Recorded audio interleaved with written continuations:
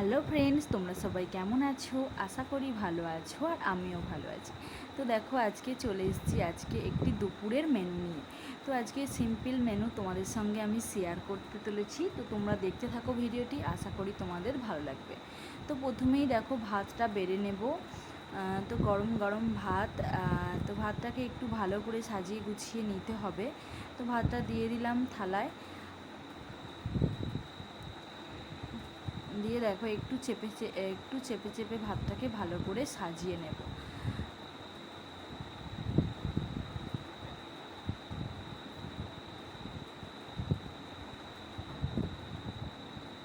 আর এরপর যেটা করেছি, এটা হচ্ছে তরুলি ভাজা। এটাকে অনেকে কুঁদরুকি বলে, অনেকে তরুলি বলে, তো যে যেটা পারে বলে, যে নামে চেনে।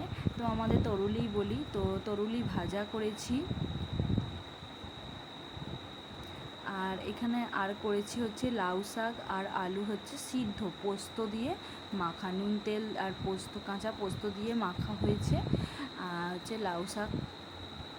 তো এটা কিন্তু শুকনো ভাত দিয়ে, গরম ভাতে কিন্তু দারুণ লাগে খেতে। তো কার কার ভালো লাগে প্লিজ আমাকে কমেন্টে জানিও। আমার তো খুবই ভালো লাগে। এরপর যেটা রান্না করেছি দেখো, হচ্ছে চালতা দিয়ে মুসুর ডাল, মানে টকের ডাল যাকে বলে। তো এটা কিন্তু আমার খুবই একটা প্রিয় রেসিপি।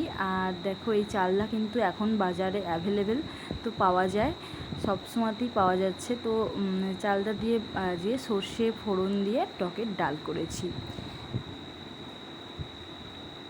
এরপর যেটা আসছে হচ্ছে বাঙালির প্রিয় খাবার পোস্ত, আলু আর ঝিঙে দিয়ে পোস্ত। তো টকের ডালের সঙ্গে পোস্তর এই কমিউনিকেশানটা কিন্তু দারুণ। তো আমার তো খুবই ভালো লাগে এই পোস্তর সঙ্গে এই টকের ডালের কমিউনিকেশানটা।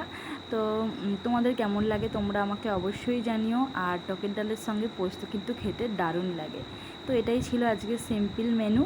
আর দেখো, এবার এটা আমি একটু সাজিয়ে নিই আর তোমাদের সঙ্গে ভিডিওটা শেয়ার করছি। তো তোমাদের যদি ভালো লাগে ভিডিওটি, তাহলে প্লিজ আমার চ্যানেলটি সাবস্ক্রাইব করো, শেয়ার করো। তো টাটা বন্ধুরা, আবার ফিরে আসছি নতুন কোনো ব্লগ নিয়ে।